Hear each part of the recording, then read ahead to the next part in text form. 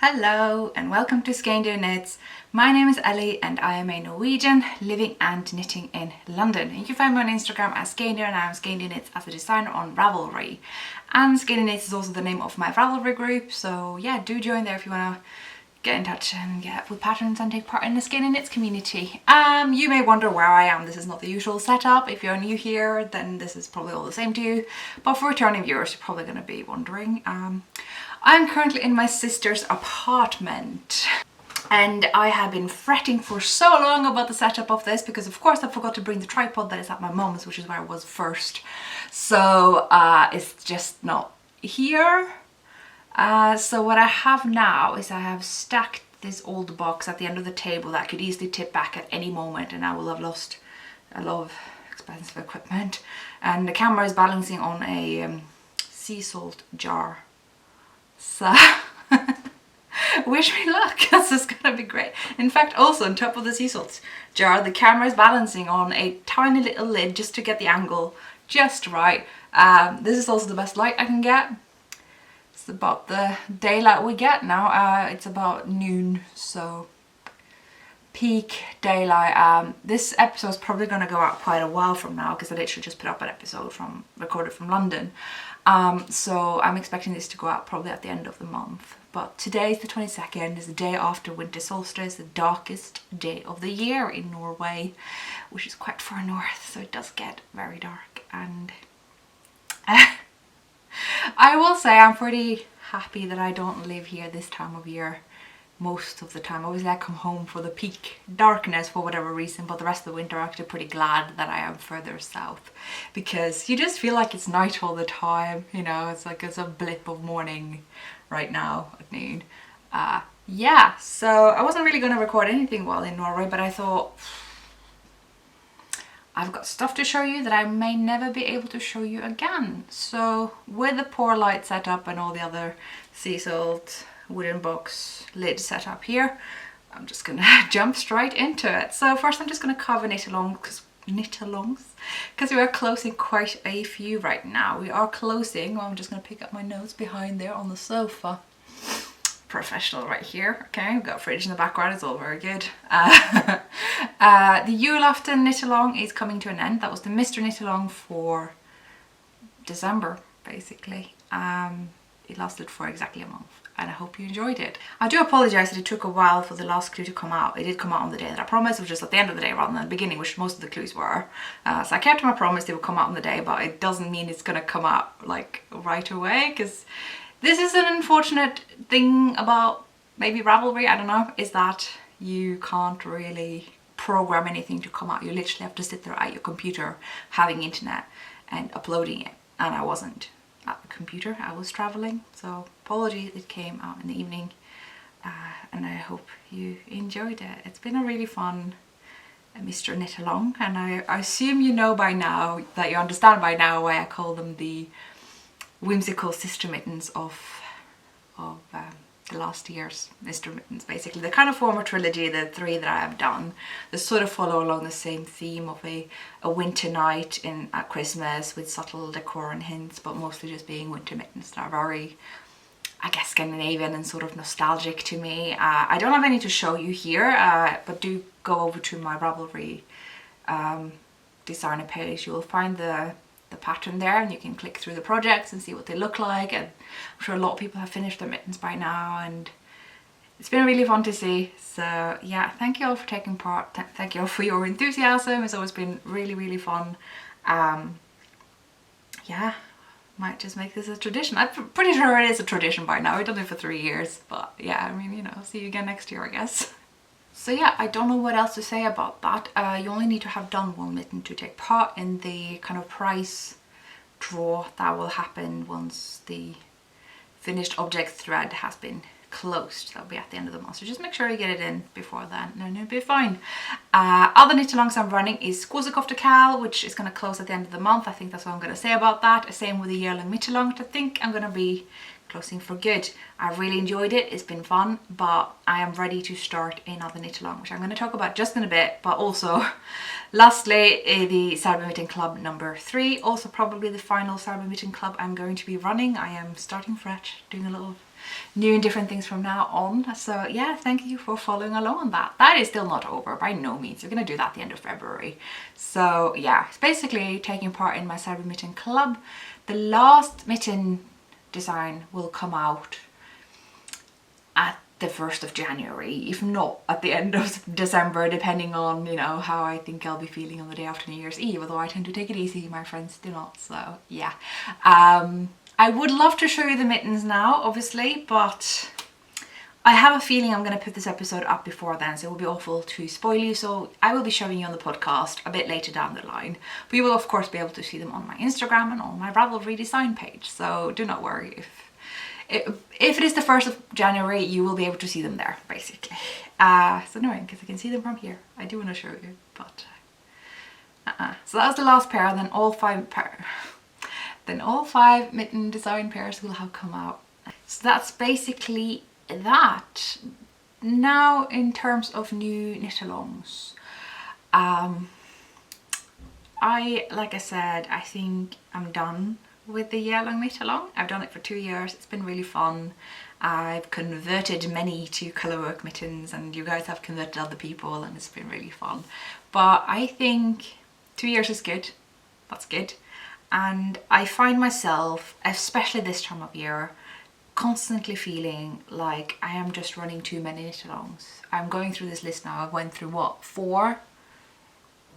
That's a lot. I'd rather just be running 1 or 2 at the time, right?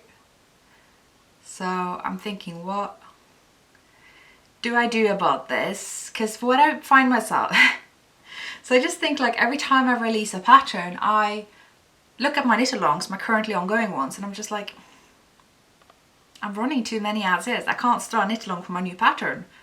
And I really want to start a knit-along for my new pattern. I need to not touch the table because the whole thing starts shaking. So I thought, okay, well, I clearly seem to be releasing too many patterns to be running one knit-along for each of them. So what I thought I would do, and I hope you guys want to take part in this, is a year-long Skeindeer garment knit-along. Yay! I haven't asked anyone about this yet, so I have no idea how this is going to go down. But maybe, I don't know, a lot of people were expecting me to have knit-alongs when a new pattern came out, and then I'm just like, kind of fully booked for knit-alongs for the foreseeable future. And I thought, well, now we're just going to have one knit-along where any ongoing Skeindeer Knits garment is eligible, any that you want to cast on is eligible, and any that will come out in the coming year will be eligible, provided you're done by the end of the year.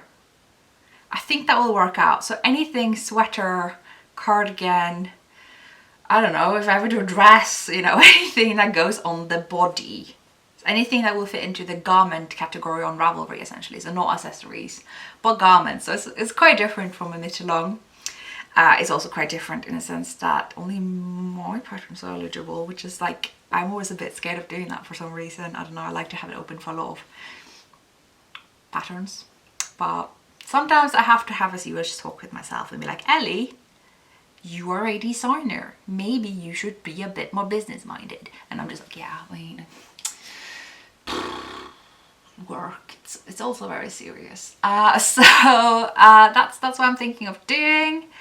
I'm thinking of doing it. We will be doing it. It will start at the 1st of January. And I said any ongoing projects will be eligible, obviously within reason. If you're just about to be finished, that's a bit cheeky. So if you're like less than, I'm going to say, halfway through, it will be eligible. But if you're basically close to being done, if you kind of judge your progress with the project unfairly competing with people just starting, then don't enter it.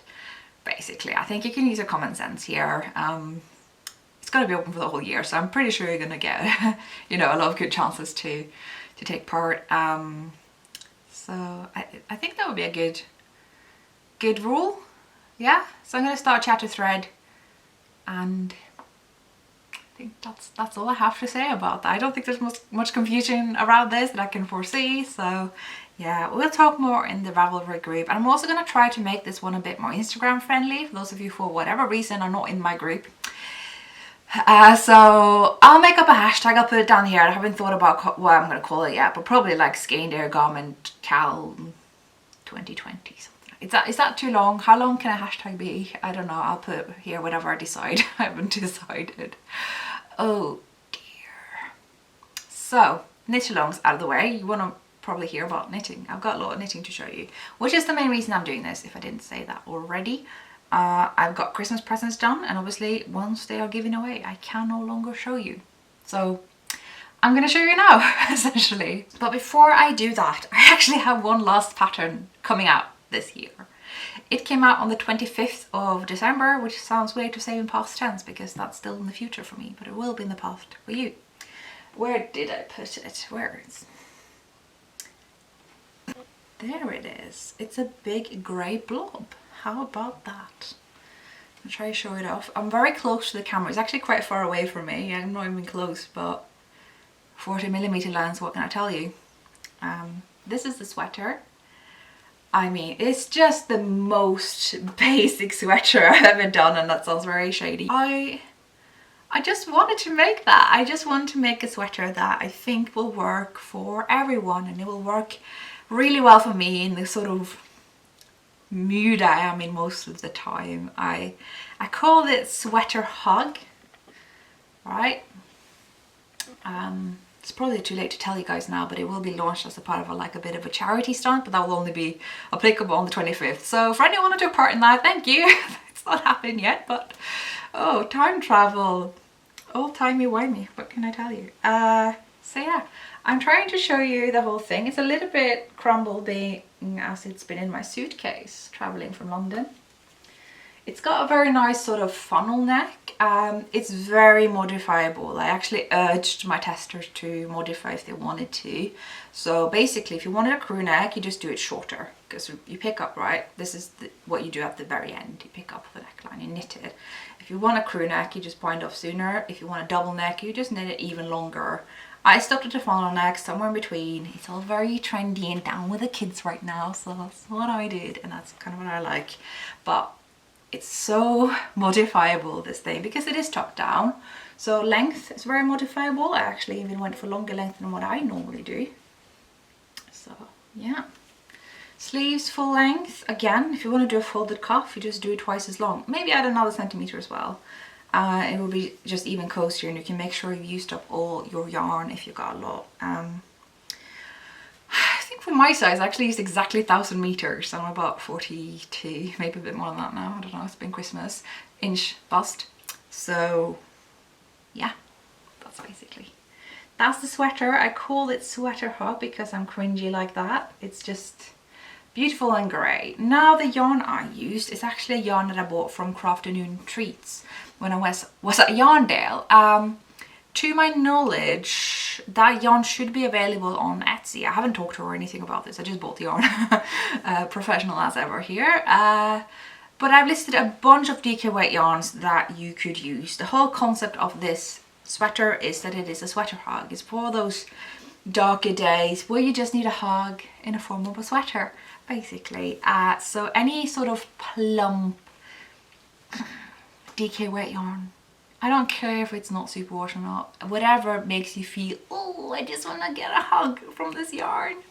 That is basically what I want you to go for. And I say plump because I'm using an 18 stitch gauge. Now that may not mean anything to you, but I wish that was like second nature to people, the way needle size is, because it's a bit more universal, but it's probably what most people get when using about 5mm needle, give or take.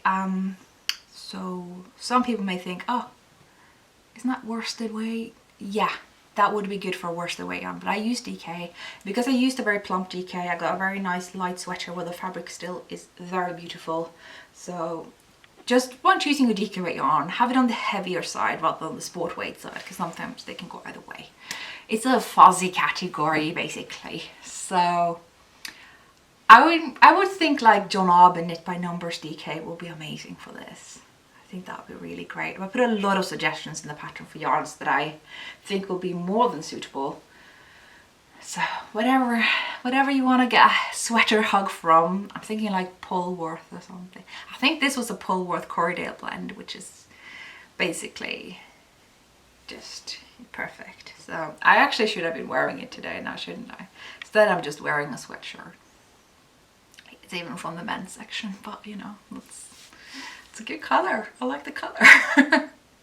Gosh, I wish the camera could actually zoom out more because my surroundings here are just beautiful. We've got all these like little plants and things. I should just have it here. It's a bit of green, you know. My sister is really good at decorating, but she's not just using this for Airbnb now, so I get to stay. Sister perks. So that's all I have to say about Sweater Hug. Thanks to my test knitters, thanks to my tech editor, thanks to everyone who got the pattern. Hoping anyone got it, otherwise this will look awkward when this comes out, but yeah. Thank you. So that's Sweater Hug, and I have a lot of knitting to show you, and I have a lot of finished objects. I feel like it's really dark, but one side of my face is like super bright, but I may have to adjust the light every so often because the sun is setting because it's past noon. So now that I've been boasting about having so many finished objects, well, I've only got 2 if we don't count Sweater Hug, which was done quite a while ago, obviously. And I'm really pleased with the photos I managed to take in my own kind of dark and not very Instagram friendly room. So there's that, but I have a finished object that I am so proud of. I am so stupid proud of it, and maybe the whole entire reason that I am doing this little extra episode. I didn't think this would be done even next year. I told my friend when he had chosen the pattern to go along with the yarn that I got, this isn't going to be done anytime soon, you know. This will take me years. Just so you know, just so you're aware. And he was like, yeah, cool. Thank you. Thanks. And I'm like powering through this all of Christmas. I mean, all of the year, because I did the sleeves, both of them, back in May. And I cast in the body, and it took me like several TV seasons to get just one chart repeat done. I thought, oh, I'm not sure I'm ever going to finish this. It might just be one of those things that I'm kidding myself.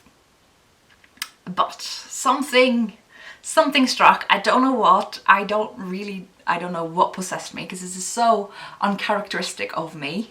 But it's done. Oh my god. Sorry. Try to behave like a grown-up. There is so many cables that I can't even show you within the frame. I'm just gonna do this so you believe me. Even at the back. Oh, lipstick. That won't look good. It's cables all the way. And it's not a memorizable chart, but actually at the end I was pretty confident. Like if I just knew what row I was on, I would know how to do the row round, whatever. That's another thing about this sweater. It was meant to be knitted flat. It is a Michelle Wong sweater. It's called the Auster sweater for him. It's the male version. That was released with Brooklyn Tweed, and I mean, she's the queen of cables. Not only that, but she's also queen of knitting flat and seaming, which I'm not. It's more actually the seaming than the actual purling now that bothers me. It used to be the other way around, I think, but I just never get around to it. That's the issue. I don't know why. I'm just not really gonna fuss about it. I'm just gonna avoid getting to that point where I've got a lot of pieces laying around that I'm never gonna graft together ever. So I did it in the round, and it was pretty easy. For the sleeves, obviously, you just knit them inside out and turn them inside out once you're done, so you've got the reverse stockinette out. For the body, just knit it up to the underarm, and that's when you get into a little bit of a challenge. And I'm so glad that I've chosen to do this now that I am a designer and actually know a little bit about stuff and things. So I put up this spreadsheet where I made 4 columns, one for each sleeve, one for each side of the body. And I would plot the stitch count based on each section in the pattern, because each of these would have a section. I mean, the sleeves probably be roughly the same. And I would have the full stitch count at the bottom row, and then the next row will have, you know, maybe -2 for each item, because obviously that's usually how you decrease for raglan. You decrease 2 for the sleeve, 2 for the body, 2 for the other sleeve, and 2 for the other side of the body. So I would do that all the way up to here. So that's pretty simple. You can see that that all corresponds.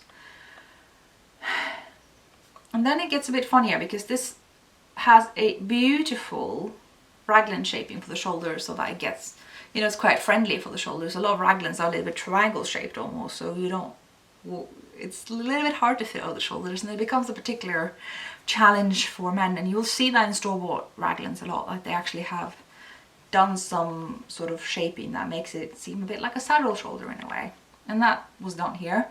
But even when I plotted all of that in, and I was like taking out 6 stitches instead of 4, excuse me, so I was taking out 4 stitches instead of the usual 2 for the front, for instance, and I put in all those rows, and I put in all the extra rows for the sleeve decreases, and it was still adding up. Like, I knew the rows corresponded, that was good. And then there were more rows for the back, there were more rows for the sleeves than the back even, and that makes perfect sense, because if you've got more rows for all the pieces except for the front, that gives you that little nice dip.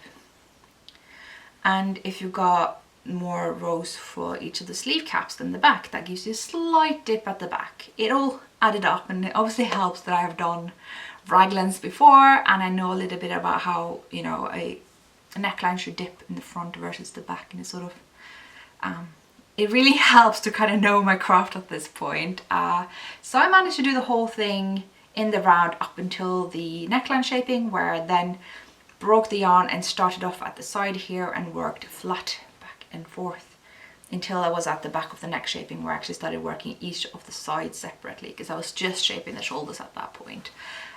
It worked out. It was surprisingly easy. I thought I was going to have like this massive challenge ahead of me just before Christmas, just as I needed to finish this thing, and I was actually done really relatively early, especially when you consider that I'm actually going to give this to my friend closer to New Year's, because I mean that's when I'm going to see him, although I did see him yesterday, but that's when we're going to do the whole present things with our other friends.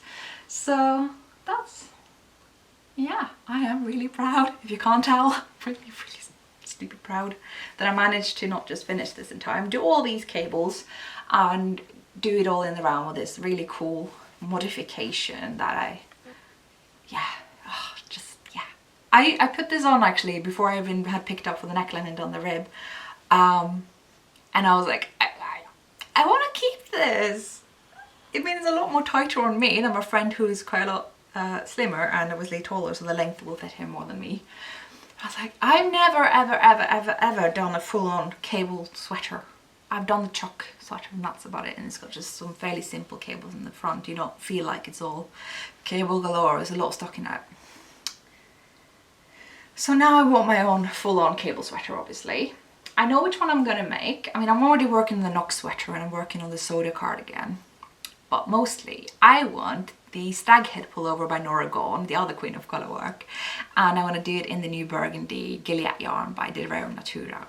It will be amazing. Though this yarn is a lot softer and seems a little bit more like a sort of store-bought sweater yarn. It is Lamia natural wool from Hobium, which is sadly just shut down. But I wonder if the yarn is still available on Amazon if anyone's interested. But it does also, it doesn't strike me as like the most unique yarn. And I don't mean that to be mean, I'm just saying you will probably be able to substitute it with a lot of sort of basic DK weight yarns leaning on sport weight, be it superwash or not. This was not, but it was quite smooth. So I mean, yarns like Peer Gynt should think what that would work. Is it maybe a bit thicker? Maybe that'll be fine. So yeah, Ulster sweater. I can't believe it. I just want to hold it up in front of you guys forever and ever because I am so proud. I really hope my friend's gonna love this. If he doesn't, that is the end of our 22-year long friendship right there, because I have put blood, sweat and tears and love into this thing.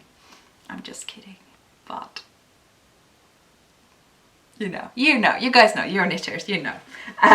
So that's it. Oh god, I'm gonna wrap it up after this because me and my sister are gonna go over to my grandma after recording and decorate for Christmas. So yeah, she's in a home and we're gonna just turn her little apartment there into the most festive place. Right, so got a little bit interrupted. My sister decided to come along to her own apartment. I mean, how dare she? But yeah, so if you hear any noises, that will be that. But yeah, so that was the Ulster sweater. And the other thing I have finished, which you haven't seen before, but it's actually done now, which is my Christmas present for my mum. And Virtual City Night is done. Oh god, this is also going to be really hard to fit in front of the camera. So I'm really excited about this, and I actually think it won't be my last. I mean, it's already my second Versus Unite by Stephen West, but what I did differently this time is actually I did a smaller size. I know, it doesn't look like it, but I've done the larger ones, the larger size Versus Unite before with Labi and Amy single ply merino yarn, which is fancy schmancy. It's probably the most expensive knitting project I have done to this date. And this time I thought, you know what, I have seen other people do it in fenil, why not? But I also know that I like yarns like fenil to be worked into a shawl on very big needles, because you get a beautiful, very drapey fabric. And I did a bit of maths. I basically found that if I knit this with, I think, a 16 stitch gauge, I should be getting the same dimensions as the larger shawl is in the gauge stitch in the pattern, which I think is a 24 stitch gauge. And I did. I haven't exactly compared it to my existing Versus Unite. For some reason it was just wrapped up when I was at home, but I know this is the same size. Obviously I've worn my existing Versus Unite shawl a lot, and this is the same size. It worked. And so yeah, I think I'll be doing this again, you know, for myself. This one was for my mum. I'm gonna wear it just to show you. I do really love how it looks, but I think the colours could have been just a little bit more me, and so it's gonna go to my mum. I think my mum will love these colours, the little pop of teal or whatever this is, and the reds, and just great. It's just really nice. The only problem I foresee is that my mum doesn't really want to wear anything warm right now. She, even like in the middle of winter, will wear this really thin cotton shawl that I think is mostly for decoration. But let's just give her a few years, you know, let menopause end and all that, so it'll be fine. And yeah, so this is Versus Unite, and it's all fenil. The only thing that isn't fenil is the teal bit, which is a hand-dyed yarn on Vilja by Hillesvåg by Frukeria. I've never been able to find Frukeria outside of the one time I bought that yarn at the Hillesvåg mill.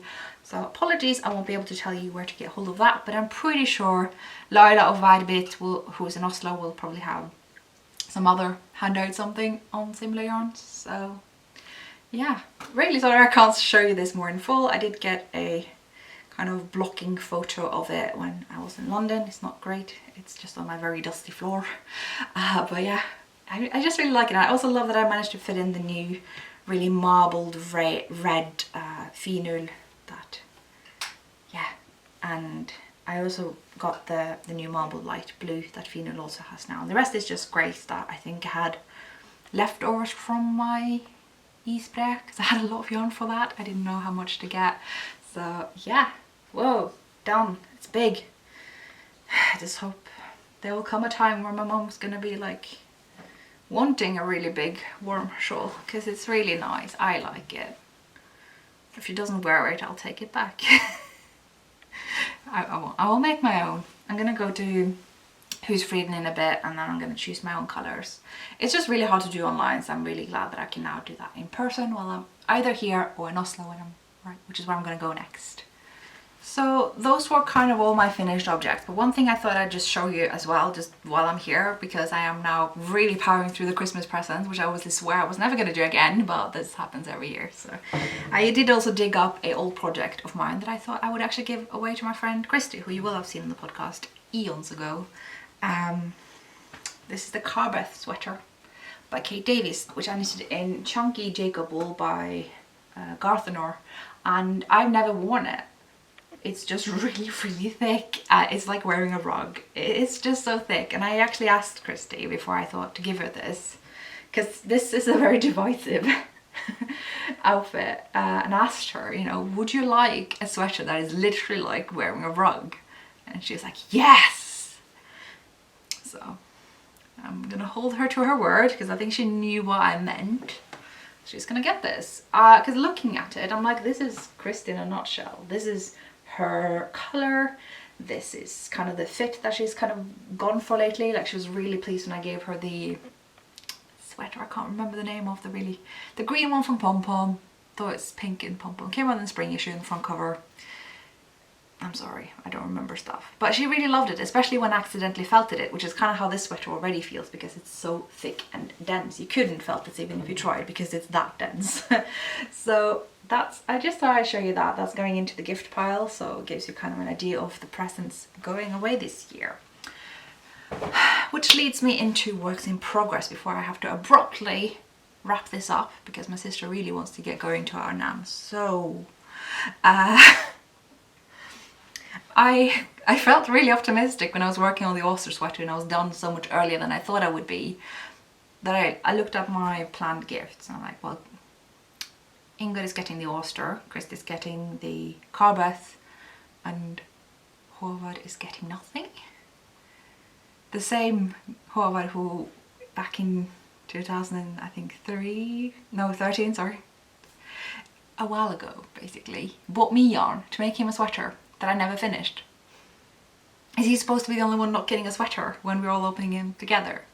That doesn't seem right. So I thought, okay, I'm gonna just cast on. Well, actually what I did think, I was gonna continue on with the rift sweater, the rift pullover that Kristen from Woolenrijn had started to make for her husband Dennis. And I said, you know, when she didn't want to continue doing it in that particular yarn, this beautiful piece fleeced worsted yarn, I said, I will be happy to take over, I'll buy the yarn from you. And yeah, we did that, and I thought I can just continue on with that sweater. Two things. I totally understand why Kristen was having a hard time with that yarn because it's way thicker than worsted and it's quite a challenge to work on a normal worsted weight gauge, you know, the good old 18 stitch gauge, which is like ideal for worsted, and it was really hard to do. Second, I don't mean to be mean, Kristen, but this is the rift sweater. This is knitted by Kristen, not me. The side panels are here. This is the back. No side panels showing, so they are not in the side. And I don't totally know what's been done because the markers for the side panels have been placed according to the smaller size, whereas the stitch count is for the second smallest, so it's just easily done. And I could easily just drop the stitches and pick them up so that the rib stitches will end up at the right place. Like, it really wouldn't be a huge job, but given it's like almost standing up on its own because of the yarn being so much thicker than it states, I think this is more fair to say it's a very heavy Aran yarn. I thought I'm not gonna continue knitting that and, you know, escape from it without any repetitive strain injury. So this will probably be frogged, so sorry Kristen, but at least you don't have to do it yourself. And it makes me sad because Kristen had done the most beautiful tubular cast on for this, which was like half the reason I wanted it from her, because I'm like, well, that's been done, I don't have to do that. That's great. It looks really good. But I can't be arsed to do a tubular cast on, so I didn't do that with a project that I did decide to cast on. It's a lot of words to say that I cast on a different pattern, basically. And the pattern is called Into the Woods, and it's a design by Pickles in Oslo, in Norway. So it's a Norwegian pattern. I just browsed all the Ravelry, and that was actually the best design to come up, that both me and my friend Christy agree that that will be perfect for Håvard. So I have already done the sleeves. Whoops. I've got them both here. They do look a little bit slim and they are shorter than the Ulster sleeves. I'm not sure about that, but it'll be fine. If he wants them longer, it can always be modified later.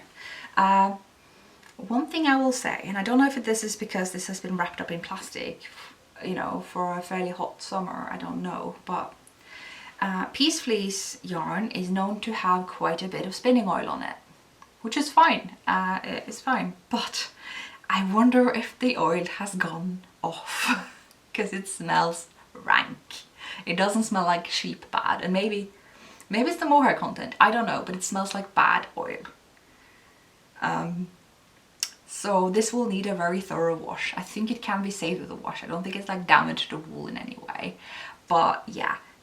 So now I'm like feeling really like, oh, I have to knit up all my spinning oil yarns because they're not going to last that long. And it's like, wow, I'd never thought my yarn had an expiration date, and I'm kind of stressed out. But I'm also thinking the only yarn I have with spinning oil is Whole Super Soft, which most of it is actually on cone, so not wrapped up. Because when they're out in broad daylight, moths are not really interested, so I'm quite comfortable there. and the other stuff would just wrap it up. As much as I hate to waste stuff, worst case scenario happens that it does go bad and I can't save the yarn. It's really, really cheap. But obviously I hope that it won't come to that. So I try not, I don't think there's any reason to be stressed, but yeah, spinning oil can go off, and it can, I've heard some people say it can negatively affect the yarn, but I think it can be saved as long as I wash it off in the machine, which I always do with my non-superwash. You just need to have the right settings, you know, make sure it's below 30 degrees Celsius and with very limited friction. The only friction I would use is for maximum spinning to get the water out, because I will spin so much there's actually no friction, it just gets thrown around like, you know, centrifuge effect. But that's not all I've been knitting. I have actually started the body, and I worked through quite a lot of it while watching The Lost Stars film last night, which was so good. I loved it, and I feel just sorry for people who didn't, because I had a ball, and that's all I'm going to say, because obviously spoiler is mean, so I'm not going to do that. But yeah, I also knitted on it on the plane to Norway, and in general I worked on it a lot, and I think it actually has given me repetitive strain injuries. A lot that didn't work out according to plan, but nonetheless, let me show you. This is, it looks like a blob, but it's actually the bottom of a sweater. So yeah, it is bottom up, if that didn't, if that wasn't clear already. I really have kind of returned to bottom up lately. I don't know what it is. And it is a broken moss stitch. I'm hoping that's focusing because I can't see anything. So that's that. Basically a broken moss stitch is kind of like broken rib, but you interrupt the moss stitch pattern with some stockinette rows, which means I get to do half stockinette and half knit and purl, and that's not actually terrible. It is a lot more purling than I prefer, obviously, you guys know me, and the sleeves were a lot quicker because they were just stockinette, but it does give this a beautiful texture with a tweed yarn, and it does keep me going, because I'm just like, oh, I'm just going to do this one row of stockinette, oh, I'm just going to do this one row of knit and purl, and then off I go. And I really love this texture. It's, oh, it's just really nice. It is really nice. It doesn't smell nice though, but we hope it will wash out. I don't know if I'm going to finish this in time. I'm kind of worried. He's very tall, Howard. He's a tall boy. So there's a chance I'm going to be knitting on it whilst hanging out with them, because I haven't actually finished another present that I'm not going to show you, guess it's for her. But yeah, so that's, yeah. So a bit stressed about the Christmas knits. And what do I do when I'm stressed about knitting? I cast on something that has no pressure, which makes perfect sense. You got a lot of deadlines, you think, oh gosh, how am I gonna finish everything? I know, I'm gonna cast on something that I'm just gonna enjoy that has no deadlines ever. I mean, I say that, this is actually a test knit for a friend of mine, but I did ask to just knit it casually, not with the pressure of it. The test knit, just kind of basically to have the opportunity to talk about it on the podcast. So that actually intersects with the only bit I have for acquisitions this week, which is this yarn here. PT5 by Rauma, or PT before Rauma and PT merged, but they still have the same yarn. It's called PT5 Sport, which some people find a bit funny, because I have obviously said that we don't have yarn weights in Norway, and we don't. We really don't, but we have one. We have Sport. Which is weird, because most people would say that sport weight is more common in the US than the UK, say. But we actually have sport yarn, but it's not considered a yarn weight. I mean, it is commonly what you would think of as sport weight, but it's more defined by being a sock yarn, a sport weight sock yarn. So it will normally be a wool nylon blend, and typically also superwash. I don't think that's a rule. I don't know. But yeah, usually a sport yarn is considered a thick sock yarn, so sport weight, nylon wool blend. The one yarn weight we've got. The rest of the time we just mostly just say that this yarn can be knitted to that gauge, and that is a whole nother, we can talk about that another day, why I think it's not always a great idea. You would think I would be into that, obviously, because of how I feel about gauge and how we should think about that, but no. But that's for another time. I think I have a lot to say about gauge, and I'm holding myself back because we've got somewhere to go. So yeah, this is actually, this colorway is quite special to me because, I don't know if it's focusing. Probably isn't it? There we are. It's my first ever burgundy love. I saw this in an old PT pattern with this like cream colour work across the chest, and I was like, I love burgundy now. This is not my favourite colour. It probably had been my favourite up until then as well, but I just hadn't realised until I saw this knitted up into this beautiful tunic. And yeah, so it's really nice that I'm finally actually knitting with it. I have talked about this yarn before because it is actually the very same yarn that I used for my sock listed collection, because it is a sock yarn, but I am doing a sweater with it. So yeah, like I said, this is a test knit for Alex of Spindles and Stitches, who is actually from London but lives in Trondheim, so we are never at the same place at the same time. She goes to London when I go to Trondheim and vice versa. So it's just some kind of, you know, time-space continuum that will not allow us to ever be at the same place. Well, we have been. Yeah, but yeah, it's a bit funny. So I'm basically test knitting this. This is her Calibrate sweater, and it may look like just kind of your usual top-down raglan, but it comes with a really beautifully crafted Excel spreadsheet with like a drop-down menu where you can select your measurements in either imperial or metric, and you will find your size. You will get stitch counts for your size depending on your different ratio measurements, all that stuff, you know, shoulder, upper bust, waist, hips, sleeve, mid sleeve, wrist, all of it. It will be perfectly tailored to you, and that's really exciting. So for anyone who's like kind of had concerns about, you know, how they don't fit the sizing standards, which most of us, you know, don't. It's standard, it's an average, that's kind of the point, so it can suit as many people as possible, which means it will kind of not suit anyone perfectly, and we all have to modify a little bit. And basically this pattern does it for you. So say for me, who is quite pear-shaped, you know, not particularly broad or narrow shoulder, more on the narrow side,